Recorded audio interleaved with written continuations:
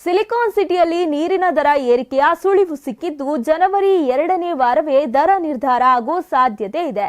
ನೀರಿನ ದರ ಏರಿಕೆ ಬಗ್ಗೆ ಜಲಮಂಡಳಿ ಅಧ್ಯಕ್ಷ ರಾಮ್ ಪ್ರಸಾದ್ ಮನೋಹರ್ ಮಾತನಾಡಿ, ಜನವರಿ 2ನೇ ವಾರ ಬೆಂಗಳೂರು ಶಾಸಕರ ಜೊತೆ ಡಿಸಿಎಂ ಸಭೆಯನ್ನ ಮಾಡ್ತಾರೆ. ಬೆಂಗಳೂರಿನ ಎಲ್ಲ ಶಾಸಕರಿಗೆ ಪತ್ರವನ್ನ ಬರೆದಿದ್ದೇವೆ ಅಂತ ಹೇಳಿದ್ರು. ಇನ್ನು ಜಲಮಂಡಳಿ 1000 ಲೀಟರ್ ನೀರನ್ನ ಪೂರೈಕೆ ಮಾಡೋದಕ್ಕೆ 52 ರೂಪಾಯಿ ಖರ್ಚು ಮಾಡ್ತಿದೆ. ಆದರೆ 25ರಿಂದ 40 ರೂಪಾಯಿ ಮಾರುತ್ತಾ ಇದ್ದೇವೆ. ಇದರಿಂದ ಜಲಮಂಡಳಿಗೆ ನಷ್ಟ ಆಗ್ತಿದೆ. ಪ್ರತಿ ತಿಂಗಳಿಗೆ ಜಲಮಂಡಳಿಗೆ 41 ಕೋಟಿ ರೂಪಾಯಿ ನಷ್ಟ ಆಗ್ತಿದೆ ಅಂತ ಹೇಳಿದ್ರು. ಕಾವೇರಿ 5ನೇ ಹಂತ ಆದ್ಮೇಲೆ 82 ಕೋಟಿ ನಷ್ಟ ಆಗುತ್ತೆ. ವಾರ್ಷಿಕವಾಗಿ ಸಾವಿರಾರು ಕೋಟಿ ನಷ್ಟ ಆಗ್ತಿದೆ. ಹೀಗಾಗಿ ದರ ಏರಿಕೆ ಮಾಡಬೇಕಿದೆ.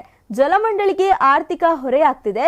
ಶಾಸಕರ ಸಭೆ ಬಳಿಕ ನೀರಿನ ದರ ಏರಿಕೆ ಆಗುತ್ತೆ ಅಂದಿದ್ದಾರೆ. ಎಷ್ಟು ಪರ್ಸೆಂಟೇಜ್ ಏರಿಕೆ ಆಗುತ್ತೆ ಅನ್ನೋದು ನಿರ್ಧಾರ ಆಗುತ್ತೆ. ಉಪಮುಖ್ಯಮಂತ್ರಿಗಳು ಇದನ್ನ ನಿರ್ಧಾರ ಮಾಡ್ತಾರೆ. ಬೆಂಗಳೂರಿನ ಎಲ್ಲ ಶಾಸಕರಿಗೂ ಜಲಮಂಡಳಿ ನಷ್ಟದ ಬಗ್ಗೆ ಪತ್ರದಲ್ಲಿ ವಿವರಿಸಿದ್ದೇವೆ ಅಂತ ಹೇಳಿದ್ರು.